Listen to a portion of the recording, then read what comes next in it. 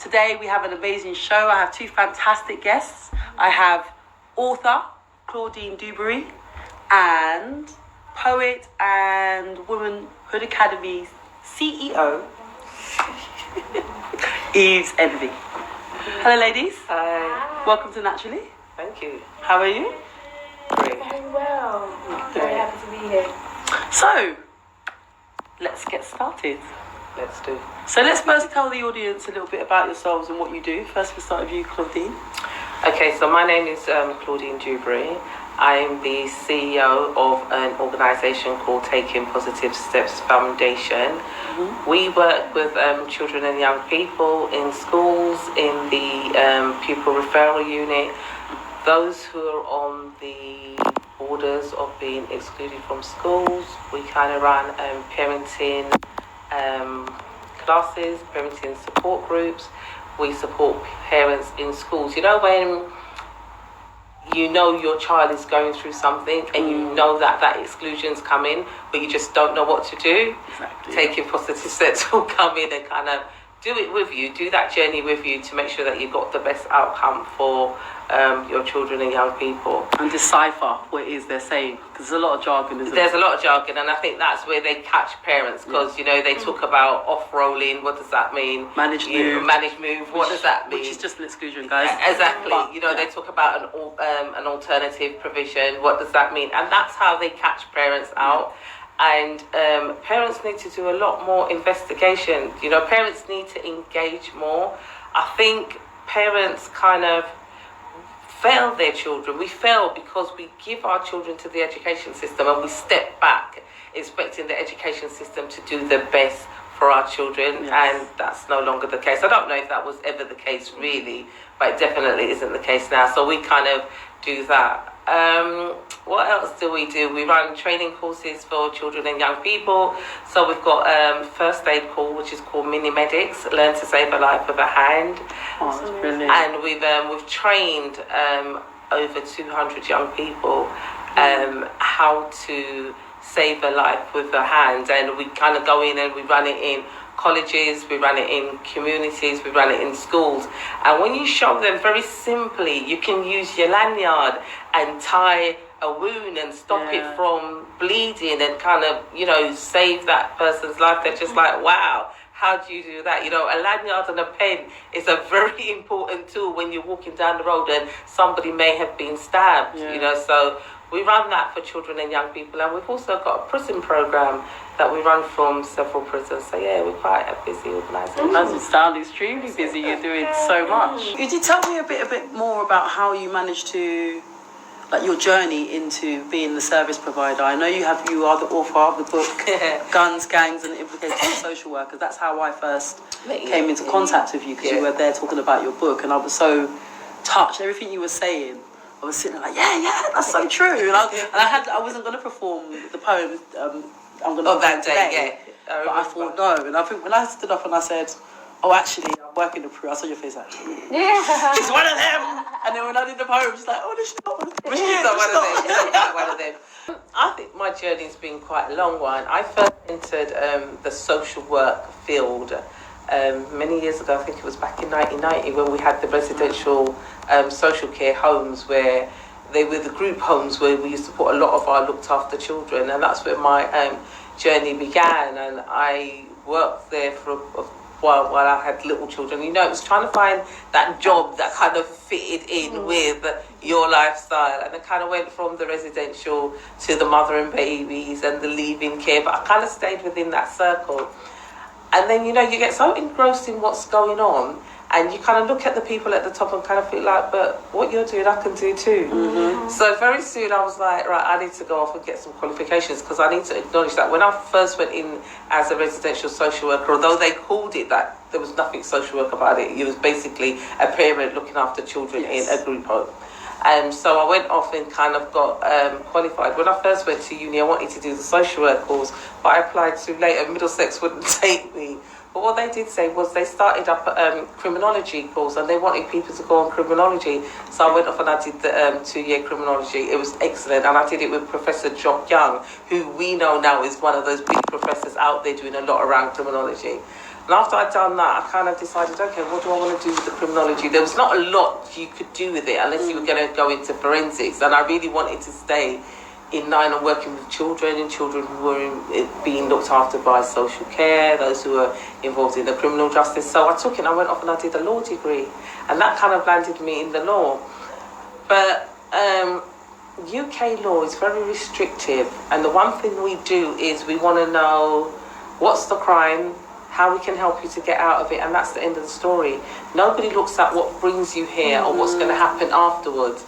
So law very quickly was a no-no for me because that didn't allow me to kind of engage enough with. So then I went back and I did my social work masters, and I worked for a while within the social work setting, but I didn't want to do area social work. I wanted to be in youth justice, so I went off and worked as a court remand social worker, and that really did it for me, because seeing the amount of our children that were coming through the youth justice system, and you know, a lot of people, there was a perception that a lot of the children who were coming through the youth justice system were children who were coming from single parents, and that is just such a lie, because so many children are coming through two-parent families, but you're still in the youth justice system.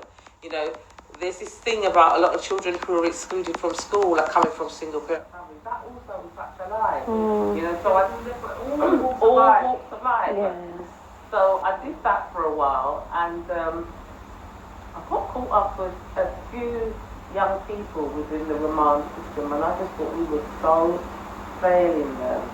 And one of them I wrote about in my book. I think two of them actually wrote about in the book, but you know, as we do, we change the names and we kind of tell their story and their journey, because for me, especially one particular young man, he kind of helped to pave the way of why I wanted to branch out on my own, because I felt as a social worker within the system, as I call it, there's too much red tape. We're too restricted. You know, your job is to do this, and do this, and do no more. But why are we not thinking outside of the box? If we can think outside of the box and save that one more life, why are we not doing that? So I decided, enough was enough of that. And so I went off and I set up TPS. And as I said, I used him or his journey as a stepping stone for doing TPS, because for me, I saw a young man who was bullied at school, a young man who was excluded from the education system, a young man that got caught up in the youth justice system. But before we even got to this, I saw a young man who was suffering from trauma, and it was a trauma that was caused within his own family. Now, we don't like to acknowledge that a lot of us have gone through traumatic childhoods ourselves, and then we have these children and we haven't done our own healing. So are we now passing on the trauma to our own children? So this was a young man who'd been through a lot of trauma himself, and when I first met him, you know, it was that kind of, I'm a bad boy, I'm not going to engage with you lot. And by the time he went to Fulham and realised Fulham is not the streets, and you've got to be able to hold your own, says either you're a bad boy or you're not. We very quickly saw a different side of him. And in 2007, this young man tried to commit suicide in Fulham. Wow. And he was the closest that Fulham had come to a successful suicide in many, many years. And you know, even then working with him, it was a good thing, because I have to acknowledge that within the youth offender team, my manager was actually excellent. She was one of those people who acknowledged that you needed to think outside of the box in order to get the best result. So with him, I was able to tap outside the box, bring in other things that we may not have done if I was in the area offices, and get him through whatever he was able to go through. And then, as I said, you know, having had him sentenced and knowing that he was going to be okay for a little while, I decided, I've had enough of him. So I started the journey on taking positive steps. Taking positive steps first started as a consultancy, and then we moved into the resettlement of young offenders. But I realised that the resettlement of young offenders, if I went back to the beginning, i.e., could I work with those who are being excluded in order to become offenders? Maybe we could reduce the number of offenders. So we went from being the consultancy to being Taking Positive Steps Foundation, which is now a charity. And we do a lot more work within the schools. And what we call it is working with the schools to do a community impact assessment. So what we're saying to them is, if you exclude that child from school, you haven't taken into account how it actually is going to impact the community, how it's going to impact not just that young person, but how it's going to impact the wider family. Because then what has mum got to do? Yeah, do we leave that child at home alone while we go to work? Well, now we're definitely busy social services. And if we don't leave that child alone, now we're going to have to give up our job while we sort out that child. So now we're unemployed. You're not entitled to any benefits because you've made yourself intentionally unemployed. So now you're thinking about your mortgage and you're thinking about your other children and you're thinking about your rent and you're thinking about your food and you're thinking about your bills. And before you look around, it's all spiraled out of control. So that's what we're saying to schools. We need to think about the community impact that happens when you exclude a child from school. And then we think, okay, that mum has taken a decision that, you know what, there's more than just this one child. So actually, I am going to go to work and I'm going to leave you at home and I'm going to check in with you every so often. But that child's going to get lonely. So now I'm going to go out on the streets and look for the company of who else is not at school. And then they're group and then they're outside the whole system. And if not, then we have the children who are excluded from our mainstreams and they end up in the crew, which is your area. And then we know that once again, they're groomed in the crew. They're taught a whole different life in the crew. But also, a lot of the time, once they end up in the pupil referral unit, they never end up going back to mainstream. This is it for me because, you know, parents are given that kind of what they're sold is that, you know, you can get referred back into school. And a lot of the time, like you say, once you set foot into the PRU system, there's no way out. So that's where I say what the government is doing is the government has created a two-tier education system, because we've got those who are educated in mainstream and will most probably, hopefully, come out with exams, qualifications. They'll go on to college, they'll go on to uni, they'll go on to an apprenticeship, they'll go on to do something. But those who are in the pupil referral units, that's never the case, and they're educated, some of them between 9:30 and 2:30, and what is the chances? Now, at the moment, I'm based in the pupil referral unit in Haringey, and I must say they do a lot of good work with the children and the young people in there, and we do refer children back out into mainstream. But what we know is that a lot of the children who go back out into the mainstream never really settle. So before they're back out into the mainstream, they're back in the pupil referral unit again.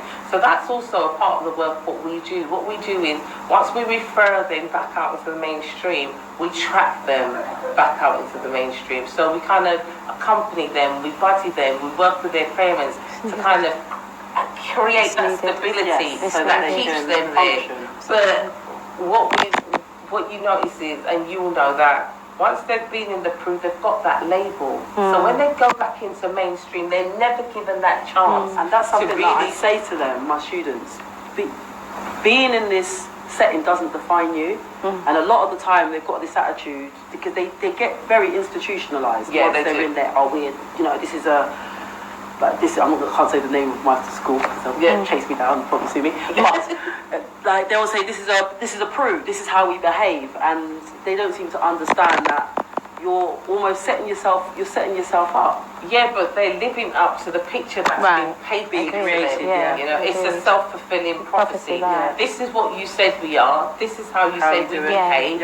And so this is how we're going to behave. So that's a lot about it. But also, as I say, when they've gone back out into mainstream, the mainstream will now treat them like that. You know, you've been out into the pupil referral, you've got this label, this is how you behave, you have no conduct. And very quickly, not only has that child or young person got that label, but the parents have got that label as well, because your label as a parent that can't control your child, who doesn't manage your child's behaviour, who has allowed your child to get here. But as you were saying earlier, is it something about society? Is it about the system?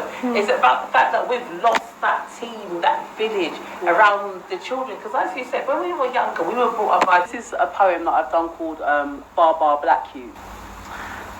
Baa Baa Black Yout, how you doing in school? Don't let the system take you for a fool. Labelled by your teacher, disruptive and a pain. They'll note down all your incidents and flush you down the drain. Managed, moved or excluded, they'll send you to approve. The saddest fact is, you'll probably think it's cool. Until it dawns on you, the chances you have lost. As now you're in a school where it's always popping off. Frail basic lessons that don't stimulate your brain. You'll wish you were back in mainstream with your old friends again. But now you're stuck in a provision where there's no way out. You'll be so disheartened, you'll challenge and you'll shout. When you try to focus, you'll be surrounded by the hype. You'll be sucked into the drama. You'll be nurtured to that type. Of course you will be learning, but your curriculum is flawed. Playing with your future, taking risks you can't afford. 12 years in education, and when year 11's done, will you get your GCSEs, or will you leave with none? Alternative provisions and schools of special need are like breeding grounds for the corruption of our seed. But that's not the problem. It starts much before. The system is designed to ensure our youth won't score. Wow. So that's it in a nutshell. Yeah, exactly. And that's it in a nutshell. That's exactly what's happening to our children. And as you said, especially when they're excluded. And as I said, this government have created a two-tier education system. And what we need to do is, once we've sent our children into mainstream education, we need to keep our fingers on the pulse. We need to keep our eye on the ball. We need to be proactive. We need to learn how to challenge the schools in a very positive way. Meet them